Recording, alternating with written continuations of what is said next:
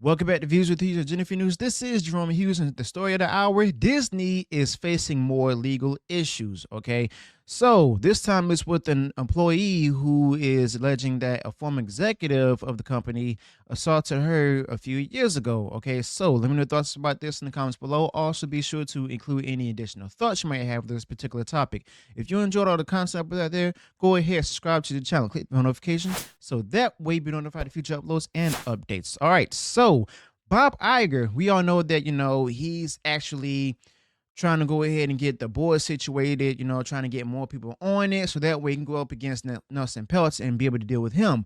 But now we learn of another legal issue that him as well as his company are currently facing. Okay, so let's think back to year 2023. That was a rough one for Disney, marked with a lot of box office disappointments, struggling in streaming, even various public relations nightmares. Okay, sadly for Disney, it seems that 2024 is starting off on the same note, with yet another PR crisis on the horizon. This time, it involves a lawsuit filed in California, alleging that Disney executives covered up a case of sexual assault by one of their former executives. Okay, the plaintiff, referred to as Jane Doe, actually stated that she was sexually assaulted by Nolan Gonzalez, a former VP of distribution at Disney back in 2017. According to a lawsuit, Gonzalez used drugs to incapacitate her and then assault her. And then additionally, he allegedly abused his position of power, using his position to go ahead and get his ways and want the things he want personally to try to coerce her into having relations with him. All right. Now, the lawsuit paints a sadly disturbing picture of high-level executive abusing his authority and engaging in criminal behavior.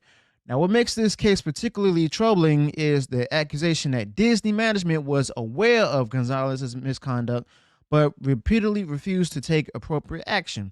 Now, the question is, did it reach up to the ears of Bob Iger? If so, then it's going to be worse for him. Okay.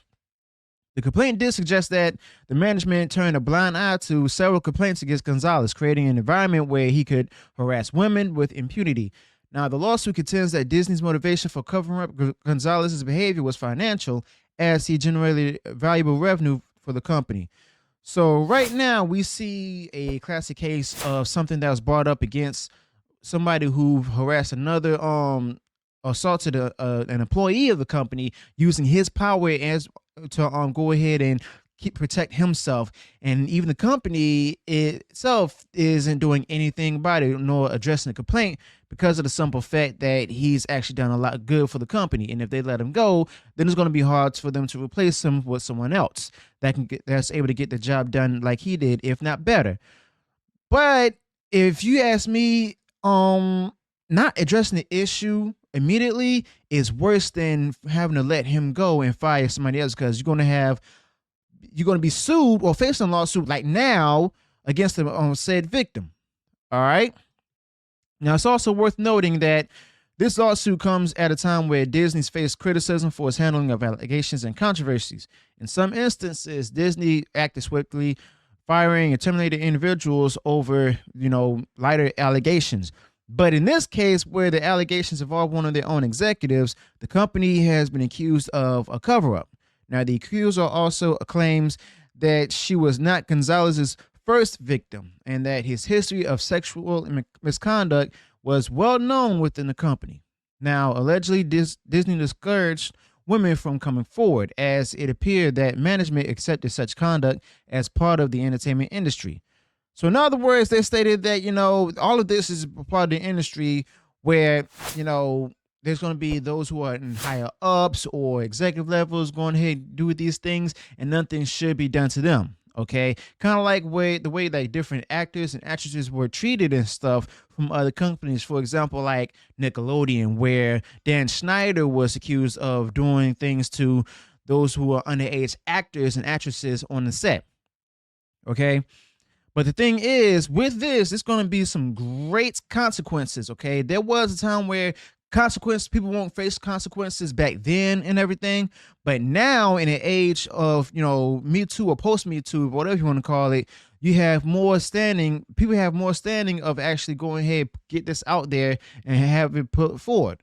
Okay.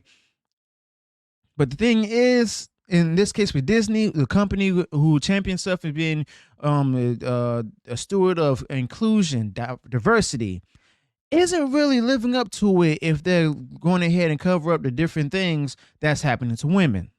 All right.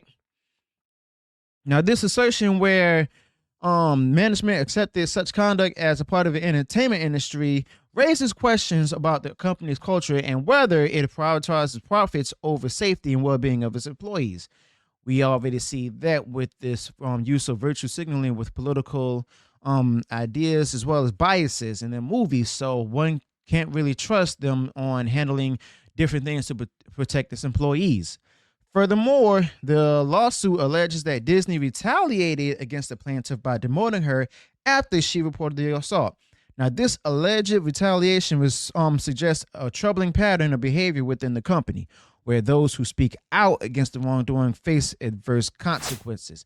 And the thing about that is that whenever someone does that, then they'll either be demoted or fired. And this individual, she was at a well-paid position where they stated that she was well qualified for it. Okay, but then you have an executive who wasn't who they didn't talk to about this or try to go ahead and like address the issue with.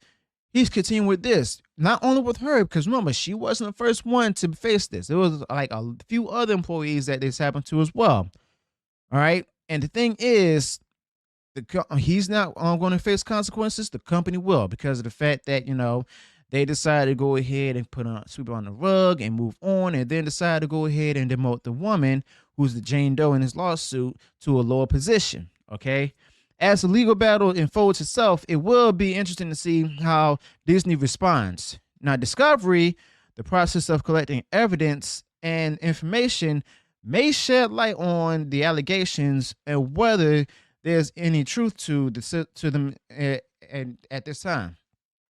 Now, Disney, a company known for its tight control over its image, is likely not eager to face such scrutiny in court because, well, Disney is known to have some really, really, really tough lawyers. Okay, they'll come hard down on anyone. Doesn't matter how much money you make or what status you are, what kind of job you have. Either way, they're going to gun for you and make an example out of you.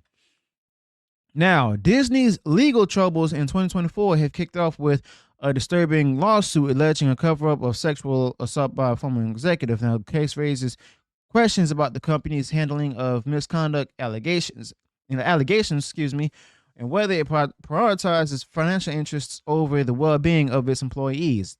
Now, as the lawsuit progresses or continues, it remains to be seen how Disney will navigate the legal challenges and public relations fallout when at a time where they're having a hard time with that themselves when it comes to the board itself.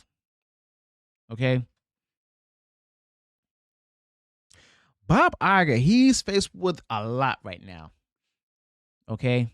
And it's not only him, it's also other executives and stuff, especially those in human resources who may be a part of this suit itself where they're being sued because of the fact that it's been reported. Some of them might have done their job and everything. And next thing you know, got up to somebody, who probably answers to Bob Iger and decided, hey, she's reporting this, and instead of just leaving it alone and then accepting the business for what it is, I'm speculating, of course, I'm not saying this is what happened, then hey, she gets demoted.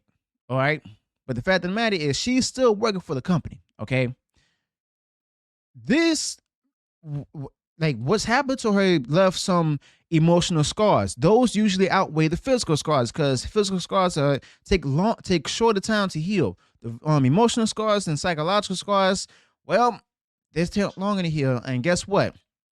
I guarantee you that if she wins this lawsuit, not only she's not going to work for the company, but it's also going to lead to more people coming forward about it. Okay. So let me know your thoughts about this in the comments below. How do you think that Bob Iger actually knew about this? Did the word get to him? Or do you think that, it was kept away from him and he won't be affected by it? All right. Also, what do you think? How far do you think this will go? Do you think that she'll win the lawsuit? Or do you think that, Disney's going to win it and then they may turn around and try to sue her to make an example of her. Let me know your thoughts about that in the comments below. Also, be sure to include any additional thoughts in it that you have on this particular topic of the video. And if you haven't done so already and you enjoyed all the content up out there, go ahead, subscribe to the channel, click the bell notification so that way you'll be notified of future uploads and updates. Until then, peace.